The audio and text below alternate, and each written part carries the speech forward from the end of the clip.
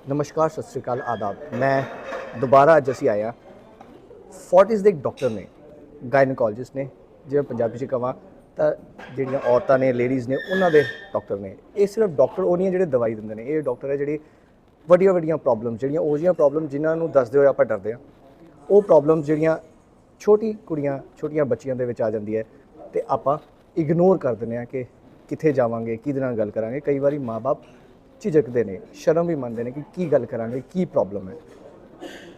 ਉਹ ਛੋਟੀ ਪ੍ਰੋਬਲਮਸ ਆਉਣ ਵਾਲੇ ਟਾਈਮ ਦੇ ਵਿੱਚ ਵੱਡੀਆਂ ਹੋ ਜਾਂਦੀਆਂ ਨੇ ਕੁਝ ਟਾਈਮ ਬਾਅਦ। ਉਹ ਸਾਰੇ ਦੀ ਪ੍ਰੋਬਲਮ ਅੱਜ ਬਹੁਤ ਈਜ਼ੀਲੀ ਸੋਲਵ ਹੋ ਜਾਂਦੀ ਹੈ, ਬਹੁਤ ਈਜ਼ੀਲੀ ਆਪਾਂ ਉਹਨਾਂ ਤੋਂ ਨਿਜਾਤ ਪਾ ਸਕਦੇ ਹਾਂ। ਅੱਜ ਸਾਡੇ ਨਾਲ ਡਾਕਟਰ ਨੇ, ਫੋਰਟਿਸ ਦੇ ਡਾਕਟਰ ਨੇ ਇਹ, ਇਹਨਾਂ ਨਾਲ ਗੱਲਬਾਤ ਕਰਦੇ ਹਾਂ। ਮੋਹਾਲੀ ਤੋਂ ਆਏ ਨੇ, ਬਠਿੰਡਾ ਆਏ ਸੀ ਤੇ ਅਸੀਂ ਇਹਨਾਂ ਨੂੰ ਇੰਟਰਵਿਊ ਦੇ ਵਾਸਤੇ ਕਿਹਾ ਕਿ ਆਪਾਂ ਇਹਨਾਂ ਨਾਲ ਗੱਲਬਾਤ ਕਰਦੇ ਹਾਂ। Ma'am good evening. मैम किस तरह के डॉक्टर हो तुसी कि मैं बेसिकली गायनेकोलॉजिस्ट हूँ। उसके बाद मैं स्पेशलाइजेशन की रोबोटिक सर्जरी, पहले लैप्रोस्कोपिक सर्जरी, फिर robotic surgery. Now I am robotic cancer surgeon और मैं highest trend robotic surgeon for country हूँ।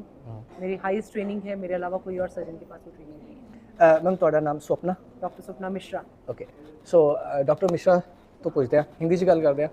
सो मैम ये जो रोबोटिक सर्जरी है, ये कितनी एक्सपेंसिव है जनरल सर्जरी से? देखो, जनरल सर्जरी में भी आप देखिए, अगर आप किसी भी प्राइवेट सेक्टर में सर्जरी कराते हैं, आप पूरा खर्चा लीजिए। आप एक नॉर्मल सर्जरी करा रहे हो, घर में आप पेशेंट को 2 महीने का बेड रेस्ट दे रहे हो, एंटीबायोटिक दे रहे हो, पेन किलर दे रहे हो, आप उसको ठीक करने के लिए एक नर्स या कोई असिस्टेंट को हायर कर रहे हो। आप ओवरऑल खर्चा अगर देखोगे तो 2.5 से 3 लाख किसी सर्जरी का आ जाता है अगर आप पूरा खर्चा लो।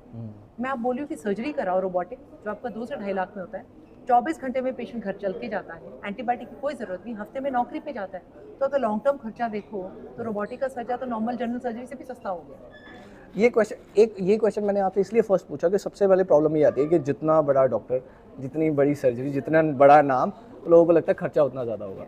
सो ओवरऑल अगर बात की जाए तो जो खर्चा ऑलमोस्ट उतना ही आता है, उतना की खर्चा आता है क्योंकि जे महीना 2 महीने काम ते ना गए या महीना 2 महीने रेस्ट किया, ਜਿਹੜੇ ਉੱਪਰ ਉਹਨਾਂ ਨੂੰ ਦੇਖਦੇ ਨੇ ਮਾਂ-ਬਾਪ, ਜਿਹੜੇ ਉਹਨਾਂ ਦੀ ਦੇਖਭਾਲ ਕਰਨਗੇ, ਉਹ ਵੀ ਉਹਨਾਂ ਨੂੰ ਵੀ ਛੁੱਟੀਆਂ ਲੈਣੀਆਂ ਪੈਂਦੀਆਂ, ਘਰਦਿਆਂ ਨੂੰ ਛੁੱਟੀਆਂ ਲੈਣੀਆਂ ਪੈਂਦੀਆਂ। ਉਹ ਸਾਰਾ ਖਰਚਾ ਮਿਲਾ ਕੇ ਆਲਮੋਸਟ ਖਰਚਾ ਲੈ ਦੇ ਕੇ ਉੱਥੇ ਆ ਜਾਂਦਾ ਔਰ ਇਹ ਪ੍ਰੋਬਲਮ ਨਹੀਂ ਹੈ। ਹੁਣ ਆਪਾਂ ਪੁੱਛਦੇ ਹਾਂ, ਖਰਚੇ ਦੀ ਗੱਲ ਇੱਥੇ ਛੱਡ ਕੇ, ਖਰਚਾ ਆਲਮੋਸਟ ਸਿਮਿਲਰ ਹੈ। ਹੁਣ ਆਪਾਂ ਗੱਲ ਕਰਾਂਗੇ ਐਗਜ਼ੈਕਟਲੀ ਹੈ ਕੀ ਹੈ, ਇਹਦੇ ਕੀ ਫਾਇਦੇ ਨੇ, ਕੀ ਨੁਕਸਾਨ ਹੈ। So ma'am let's start with ਇੱਕ ਉਹ ਜਿਹੀ ਚੀਜ਼ ਨਾਲ ਗੱਲ ਕਰਦੇ ਕਿ ਜੀ ਛੋਟੀ ਲੜਕੀਆਂ, 15-16 ਸਾਲ ਦੀ ਲੜਕੀਆਂ ਦੇ ਜਿਹਦੇ ਵਿੱਚ ਪ੍ਰੋਬਲਮ ਆ ਜਾਂਦੀ ਹੈ, ਬੱਚੇਦਾਨੀ ਕੱਢਣੀ ਪੈਂਦੀ ਹੈ, ਹੋਰ ਪ੍ਰੋਬਲम्स ਆਉਂਦੀਆਂ ਨੇ, उन्होंने किस तरह ट्रीट किया जाता है, कैसे ट्रीट करते हो आप? देखो, पहले क्या होता था कि बच्चेदानी या अंडेदानी में प्रॉब्लम आई यंग गर्ल्स में, एक ही ऑप्शन था कि निकलवा लो, ठीक है। अब इस लड़की के पास यही ऑप्शन है, बच्चेदानी निकलवा लो, अंडेदानी निकलवा लो, फिर आगे शादी नहीं होगी, बच्चे नहीं कर सकती, ये ऑप्शन था। पर यही तो हम बोल रहे हैं कि आज की इस न्यू टेक्निक से आपको अंडेदानी या बच्चेदानी निकालने की ज़रूरत नहीं है। यूट्रस बचाओ, ओवरी बचाओ, यंग लड़की है, क्यों निकालना?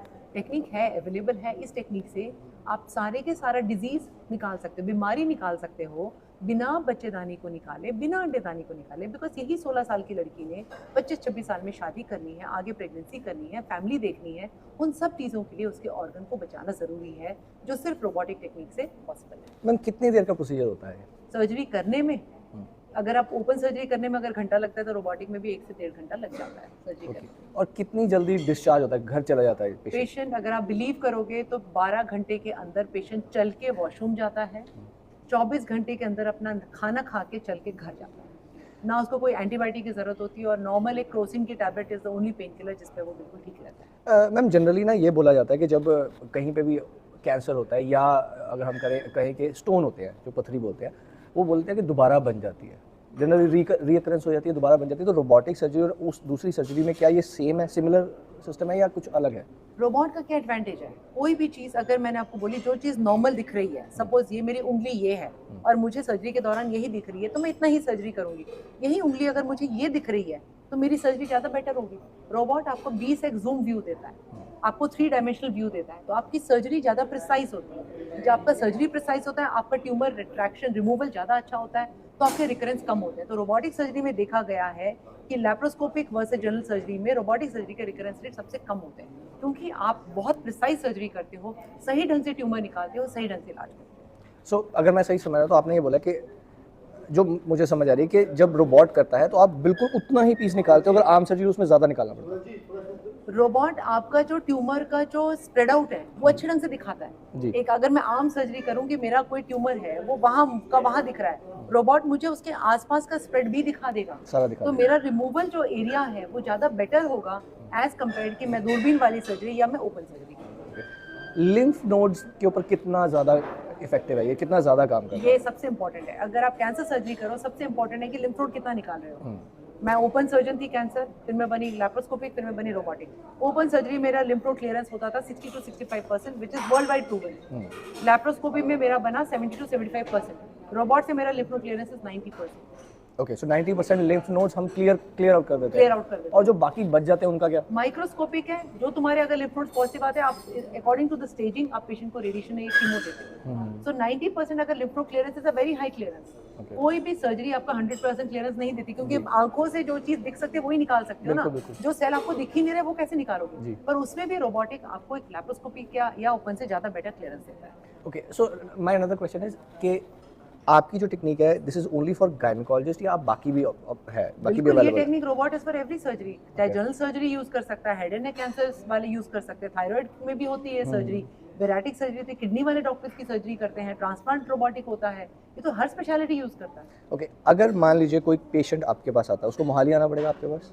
Of course Fortis hospital Mohali ही आना ओके, पड़ेगा। सो फोर्टिस हॉस्पिटल मोहाली आने के लिए क्या वो इमरजेंसी में आ सकता है या ओपीडी के साथ करना? ओपीडी में क्या मेरा है? डॉक्टर स्वप्ना मिश्रा के नाम से बुकिंग, आप ऑनलाइन बुकिंग कर सकते हो, वेबसाइट में बुकिंग कर सकते हो, वॉक इन आ सकते हो, मेरा नाम लेके आ सकते हो, बस that's all. Okay, and if there's a patient which is cancer patient, अगर ओवेरियन कैंसर है या गट कैंसर है या जिसको हम कह देते हैं कि आफ्टर जनरली लोगों को ये बोला जाता है कि अभी स्टोन है या अभी ट्यूमर है, लेकिन बाद में पता लगता है वो कैंसर है। सो उसकी कितने सक्सेस रेट है और उसका प्रोसीजर कितना लंबा है? फर्स्ट ऑफ ऑल ऐसा कभी नहीं होता कि आपका डायग्नोसिस बने ही नहीं। डायग्नोसिस तब नहीं बनता अगर आपने सही ढंग से इन्वेस्टिगेशन कराई नहीं है। ऐसा पॉसिबल ही नहीं है। आजकल जो हमारे पास मोडालिटीज हैं, आपके पास 3 टेस्ला एमआरआई होते हैं, पेट सीटी होते हैं, पहले से ही पता रहता है कि स्टोन का केस है कि गट का केस है या कैंसर का केस है। और अगर कैंसर का केस पहले से ही diagnose, success rate has been 100%। आपकी रोबोटिक सर्जरी में मैंने पिछले 5 सालों में जितने भी कैंसर पेशेंट, अभी पिछले 5 सालों में कोई भी पेशेंट रिकरेंस के साथ नहीं आया है। इसका मतलब सर्जरी का success rate has been 100% as of now in my patients. Ma'am कितने आपने अभी तक, डॉक्टर साहब कितने कल ही ऑपरेशंस मैंने किए? अपने 261 रोबोटिक सर्जरी की। ओके, बीच में 2 साल हमने किया नहीं कोविड की वजह से, जब पूरा शटडाउन हो गया था। तो पिछले तो 261 रोबोटिक सर्जरी, किसी भी पेशेंट को ब्लड ट्रांसफ्यूजन की जरूरत नहीं पड़ी है, किसी पेशेंट में रिकरेंस नहीं हुआ है, किसी पेशेंट को हमने 2 दिन से ज़्यादा, 1.5 दिन से ज़्यादा कभी हॉस्पिटल में रखा ही नहीं, किसी पेशेंट को एंटीबायोटिक की जरूरत नहीं पड़ी, किसी पेशेंट को स्ट्रॉन्ग पेन किलर की जरूरत नहीं पड़ी। ओके, और जो आपने जो ऑपरेट किए हैं वो सारे गर्ल्स के हैं, मोस्टली फीमेल्स के? I am a gynaecologist. Okay, so आपने वही सब किया। ओके, सो आफ्टर सर्जरी कितने टाइम तक लोगों को आपके पास विजिट करना पड़ता है? जनरल सर्जरी में तो काफ़ी टाइम होता है, इसमें कितना होता है? रोबोटिक सर्जरी में आपकी एक विजिट लगती है 10 दिन के बाद, जो हम पिंस लगाते हैं उसको निकालने के लिए, एक विजिट उसके महीने के बाद, दैट्स ऑल। उसके बाद कोई नहीं। और रीअकरेंस के लिए टेस्ट करवाने पड़ते हैं, जरूरत है? जो कैंसर पेशेंट का रीअकरेंस का जो प्रोटोकॉल है वो वर्ल्ड वाइड सेम है, चाहे आप रोबोट से करो, ओपन करो, ये पेशेंट को 3 महीने तक 2 साल तक आना पड़ता है, फिर हर 6 महीने में अगले 3 साल तक। तो 5 साल की सर्वेलेंस। ठीक है, अगर हम कैंसर की तो बात होगी, अगर हम कैंसर से दूर जाएं, जो नॉर्मल इश्यूज हैं, जो सबसे ज़्यादा वो इश्यूज आते हैं, जैसे कि ओवेरियन, आपका एंडोमेट्रियोसिस, सिस्ट, जो सिस्ट होती हैं, जो जिन्हों पंजाबी से रसौली कह देते हैं, रसौली है। तो जो रसौलियाँ हैं या स्टोन है, जो पत्थरियाँ हैं, उसमें कितना टाइम लगता है? मतलब कितने आपको विजिट देनी पड़ेंगे, कितना टाइम लगता है? 2 विजिट सेम, एक विजिट 10 दिन के बाद, एक विजिट 1 महीने के बाद, बस। और ऑपरेशन से पहले भी विजिट्स होंगी? ऑपरेशन से पहले एक ही तो विजिट होगी, जब आपको ऑपरेशन के लिए हम प्रिपेयर करेंगे, आपका एनेस्थीसिया क्लियरेंस कराएंगे, आपको सर्जरी का डेट देंगे, बस that's it. 3 visits and it's done. Okay, मतलब 1.5-2 घंटे की सर्जरी, उसके बाद 1 दिन आप रहो एंड यू आर डन। उसके बाद बिल्कुल। और रीअकरेंस के कितने चांसेस है वैसे जनरल? मतलब अगर आई हैव नॉट सीन, अभी तक मैंने अपने प्रैक्टिस में देखा नहीं, जब होगा तो मैं बता दूंगी परसेंटेज। अभी तक कोई वो अभी चांसेस? तक आई हैव नॉट सीन। सो ये थे डॉक्टर मिश्रा। एक नवा टेक्निक आई है रोबोटिक मतलब ਮਸ਼ੀਨਾਂ ਨਾਲ ਸਰਜਰੀ ਹੁੰਦੀ ਹੈ। ਪਹਿਲਾਂ ਕੱਟ ਲਗਾ ਦਿੱਤਾ ਜਾਂਦਾ ਸੀ ਜਾਂ ਦੂਰਬੀਨ ਨਾਲ ਕਰਦੇ ਸੀ। ਇੱਕ ਸਿਸਟਮ ਨਵਾਂ ਹੈ ਜਿਹਦੇ ਵਿੱਚ 5-6 ਛੋਟੇ ਮੋਰੇ ਕੀਤੇ ਜਾਂਦੇ ਨੇ, ਉਹਦੇ ਵਿੱਚੋਂ ਮਸ਼ੀਨਾਂ ਜਾਂਦੀਆਂ ਨੇ, ਤੇ ਤਿੰਨੋਂ ਚਾਰੋਂ ਪਾਸੇ ਥੱਲੋਂ ਉੱਪਰ ਦੀ ਦਿਖਾਉਂਦਾ ਹੈ। ਬਹੁਤ ਹੀ ਵਧੀਆ ਤਰੀਕੇ ਨਾਲ ਆਪਰੇਸ਼ਨ ਹੁੰਦਾ, ਕਿਉਂਕਿ ਜਿਹੜੇ ਉਹ ਰੋਬੋਟ ਨੇ ਉਹ ਸਾਰਾ ਕੁਝ ਦਿਖਾਉਂਦਾ ਹੈ। ਅਗਰ ਇੱਕ ਹਿਊਮਨ ਦੇਖ ਰਿਹਾ, ਇੱਕ ਡਾਕਟਰ ਜਾਂ 2-4 ਡਾਕਟਰ ਦੇਖ ਰਹੇ, ਉਹਨਾਂ ਨੂੰ ਉਨੀ ਕੁ ਜਗ੍ਹਾ ਹੀ ਦਿਖਦੀ ਹੈ ਜਿੰਨਾ ਕੁ ਉਹਨਾਂ ਨੇ ਕੱਟ ਲਗਾਇਆ। ਇੱਥੇ ਕਾਫੀ ਸਾਰੀਆਂ ਚੀਜ਼ਾਂ ਅੰਦਰ ਜਾ ਕੇ ਉਹ ਅਲੱਗ-ਅਲੱਗ ਕੈਮਰੇ, ਅਲੱਗ-ਅਲੱਗ ਚੀਜ਼ਾਂ ਦਿਖਾਉਂਦੇ, ਜ਼ੂਮ ਕਰਦੇ, ਦੂਰਬੀਨ ਨਾਲ ਵੱਡਾ ਦਿਖਾ ਕੇ ਉਹਨੂੰ ਬੈਟਰ ਕਰ ਦਿੰਦੇ, ਉਹਨੂੰ ਵਧੀਆ ਕਰ ਦਿੰਦੇ। ਉਹਦੇ ਨਾਲ ਡਾਕਟਰ ਨੂੰ ਆਪਰੇਸ਼ਨ ਕਰਨਾ ਬਹੁਤ ਸੌਖਾ ਹੋ ਜਾਂਦਾ ਹੈ। ਦੂਸਰੀ ਚੀਜ਼ ਜਿਹੜੀ ਬੱਚੀਆਂ ਦੀ ਪ੍ਰੋਬਲਮ ਆਉਂਦੀ ਹੈ ਬਹੁਤ ਜਲਦੀ, ਬਹੁਤ ਛੋਟੀ ਉਮਰ ਦੇ ਵਿੱਚ ਅੱਜ ਕੱਲ੍ਹ ਪ੍ਰੋਬਲਮ ਆਉਣ ਲੱਗੀ ਹੈ, ਉਹ ਪ੍ਰੋਬਲਮ ਦਾ ਇਲਾਜ ਇਹਦੇ ਵਿੱਚ ਹੁੰਦਾ ਹੈ। ਤੁਹਾਨੂੰ ਬੱਚੇਦਾਨੀ ਕਢਾਉਣ ਦੀ ਲੋੜ ਨਹੀਂ, ਜਾਂ ਤੁਹਾਨੂੰ ਬਾਕੀ ਚੀਜ਼ਾਂ, ਬਾਕੀ ਆਰਗਨ ਬਾਹਰ ਕਢਾਉਣ ਦੀ ਲੋੜ ਨਹੀਂ, ਉੱਥੇ ਹੀ ਉਹਦਾ ਇਲਾਜ ਹੋ ਜਾਂਦਾ ਹੈ। ਔਰ ਇਹ ਵੀ, ਔਰ ਡਾਕਟਰ ਸਾਹਿਬ ਨੇ ਜਿਵੇਂ ਕਿਹਾ ਕਿ ਜੀ 260 ਦੇ ਕਰੀਬ 261 ਇਹ ਆਪਰੇਸ਼ਨ ਕਰ ਚੁੱਕੇ ਨੇ ਹਾਲੇ ਤੱਕ, ਤੇ ਉਹਦੇ ਵਿੱਚ ਸਾਰੇ ਸਕਸੈਸਫੁਲ ਰਹੇ ਨੇ, ਅੱਜ ਤੱਕ ਦੁਬਾਰਾ ਨਹੀਂ ਹੋਇਆ ਹੈ। ਔਰ ਨਾ ਹੀ ਕਿਸੇ ਬੱਚੇਦਾਨੀ ਨੂੰ ਕੱਢਣ ਦੀ ਲੋੜ ਪਈ, ਨਾ ਕਿਸੇ ਹੋਰ ਚੀਜ਼ ਨੂੰ ਬਾਹਰ ਕੱਢਣ ਦੀ ਲੋੜ ਪਈ, ਜਾਂ ਕਿਸੇ ਕਿਡਨੀ ਨੂੰ ਬਾਹਰ ਕੱਢਣ ਦੀ ਲੋੜ ਪਈ, ਸਭ ਕੁਝ ਸਕਸੈਸਫੁਲ ਹੋਇਆ ਹੈ। ਅਗਰ ਤੁਹਾਨੂੰ ਇਸ ਤਰ੍ਹਾਂ ਦੀ ਕੋਈ ਪ੍ਰੋਬਲਮ ਹੈ ਤਾਂ ਤੁਸੀਂ ਫੋਰਟਿਸ ਮੋਹਾਲੀ ਦੇ ਵਿੱਚ ਜਾ ਕੇ ਇਹਨਾਂ ਨਾਲ ਕੰਟੈਕਟ ਕਰ ਸਕਦੇ ਹੋ। ऑनलाइन भी है मैम, ऑनलाइन भी आपको कर सकते हैं? ऑनलाइन अवेलेबल हूँ, इवन मेरा इंस्टा एंड फेसबुक पे मैं काफ़ी एक्टिव हूँ by the name doctor Swapna Mishra. तो किसी भी ढंग में आप मुझको मैसेजेस भेज सकते हो, उसके थ्रू मैं आपको डेफिनेटली रिप्लाई करूँगी। Thank you, thanks ma'am, thanks a lot.